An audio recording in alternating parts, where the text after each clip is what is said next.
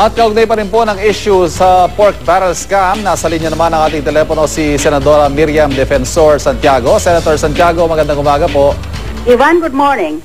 Sana ba si Cara at si Howie, bakit iniwan ka na dyan? He's on leave, Senator. Yeah, I know that. Apo. Anyway, may tugon na ba si Senador Jinggoy sa inyong hamon na ibalik ang 50 million pesos na kanyang natanggap sa pagboto? Ang alam ko, Ivan, pinagalitan siya ng tatay niya, si Mayor Joseph Erap Estrada, na yun palang speech na yan ni Senator Jinggoy, pinayagan niya na pakialaman ni Enrile. So, original na version ng kanyang speech na kahaba-haba, 14 pages, single space, no? Why hindi ako nababanggit doon? Pinilit iyan ni Enrile na ibanggit ako sa page 3 pa lang, kauna-unahan pa lang, katatapos pa lang ng kanyang introductory part, no? Linagay ng pangalan ko number 1 pa. 4 kami. Hindi naman kami arranged alphabetically kung hindi number 1 ako. Si Enrile may kagagawanan. Dahil gusto ni Enrile na iskandaluhin niya ako at umaasa siya ng iskandalo laban sa akin na ginagawa-gawa niya ay makatulong para hindi siya ang sentro ng galit ng taong bayan doon sa limpak-limpak na pera na pinagdakaw niya pala sa pork barrel niya. Senator, may alam po ba kayo doon sa sinasabi ni Senator Jinggoy na nagbanta daw itong si Budget Secretary Abad na hindi raw makakatanggap ng pork barrel ang sino mang hindi susuporta doon sa impeachment ni dating Ombudsman Mercy Gutierrez? Ako mismo, wala akong alam tungkol doon. Hindi ako tinawagan, hindi ako sinulatan, hindi ako pinasabihan sa aking mga staff, particularly my chief of staff.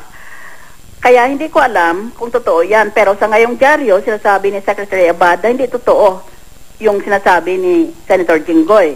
Kaya nasa dalawa nila niyan kung sinong paniniwalaan. Wala akong narinig tungkol dyan kay Merceditas Gutierrez. Pero ang allegation po ni Senator Jinggoy, kung isa-summarize po natin, yung pork barrel daw po nagagamit na carrot and stick. Depende kung ano yung agendang gustong itulak ng Malacanang. What can you say about this, Senator Santiago? Una, kung ganyan pala ang pagtingin niya, silang dalawa ni Enrile, kasing speech na yan, actually Enrile speech yan Siyang taga-tukso niyan, siyang taga-dawit dyan kay Estrada. Kasing style ni Enrile, mananakit siya ng tao, magmamalisya siya, pero yung ulo niya ang pinapakita niya. Nagtatago siya sa likod ng sulan niya. Sobrang pera ng matanda na yan Kaya dapat lahat ng Metro Manila magdala ng pala doon sa palasyo niya sa Dasmariñas at ibungkal ang lupa doon. Doon siguro mga pera niya. Anyway, ngayon, dito sa sinasabi na sa speech ni Jinggoy, lahat yan, mga ideas na yan, nakagaling ka Enrile yan. All of those are diversionary tactics. Nagpapabomba siya, kunwari, maliliit na mga bomba-bomba para hindi na natin mapansin ang kasalanan mismo ni Enrile. Kasi si Enrile, yun ang mastermind dyan sa Senado. Senate President siya At may moral ascendancy siya sa kanyang makasamahan na sa ngayon ay oposisyon, yung mga kasangkot niya sa pork barrel, itong si Jinggoy, si Bong Revilla, si Gregorio Honasan. Siya ang pinuno niyan, ang pinagsimulan niyan. Siya ang kakilalang matalik ng Janet Napoles. Ngayon, iniitsan niya itong mga kasamahan niya, pati na yung chief of staff niya na si Gigi Reyes na sumusunod lang sa lahat ng kautusan niya. Kaya ang tunay nating kalaban diyan, hindi si Jinggoy kung hindi si Enrile. Speaking of Senator Enrile, may tugon na po ba kayo nakuha mula kay Attorney Gigi Reyes na pwede siya maging state witness dito sa kasong ito? Wala pa, pero siguro pinag-isipan niya yan kasi abogada yan graduate yan ng UP College of Law. Nung bata lang yan, bata rin akong RTC judge ng Quezon City, madalas na nag-assign ang mga professor sa remedial law or the rules of court, no? Nag-assign sila ng mga klase nila na mag-observe sa mga RTC judges sa Quezon City Hall. At isa siya sa mga grupo na palaging nag-observe doon sa korte ko. Pagkatapos, kapitbahay ko pa yan dito sa La Vista, nakita pa kami ng nanay niya one time, pareho kaming nagja-jogging. Her mommy was walking as an exercise. And her 2 children used to play basketball here with my own 2 sons. So, kilala ko ang pagkatao niya. I think it's a great, great shame. It's, you know, sa English ng mga British, yung si Enrile is a cad, C-A-D, or he is a bounder, B-O-U-N-D-E-R. Ibig sabihin, he is not a gentleman. Biro mo girlfriend niya, ginaganyan niya. Okay. Anyway, Senator, pabor po ba kayo sa nahumarap itong si Janet Napoles sa pagdinig ng Senado? Kasi baka patayin yan eh. On the way, no? Sa galit ni Enrile na yan, at ng mga kaalyado niya, baka talagang ipa-sniper yan. Kaya kita mo pag lumabas, naka-helmet at naka-bulletproof vest. At ang gastos ng gobyerno dahil kailangan nakapaligid siya ng sari-saring pulis na naka-long arms, etc. No? So you'd rather not? Kaya, mas gusto ko na kami o ang mga law enforcement officers o mga senador ang pumunta doon sa detention cell niya at kumuha kami ng procedure na tatawag sa rules of court na perpetuation of testimony o kaya deposition para andyan na nasulat na ang gusto niyang sabihin, pinirbahan na niya. Ano man ang mangyari sa kanya ng oras na ng bista ay hindi na pwedeng palitan pa o hindi pwedeng she cannot be silenced anymore. Hindi siya pwedeng patahimikin kasi nandyan na. May procedure yan na present ang abogado niya at ang abogado ng gobyerno at ayan siya, no?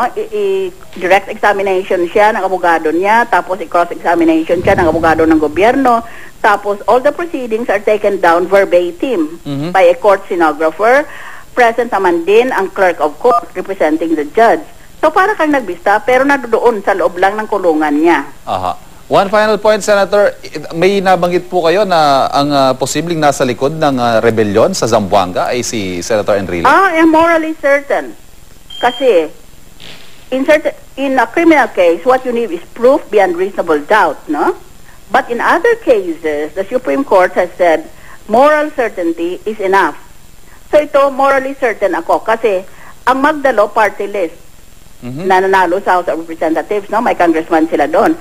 Ang makasapi niyan, mga dating militar. Natural, sanay sila sa Mindanao dahil doon sila nagbabakbakan nung bata pa silang bagong graduate sila sa PMA.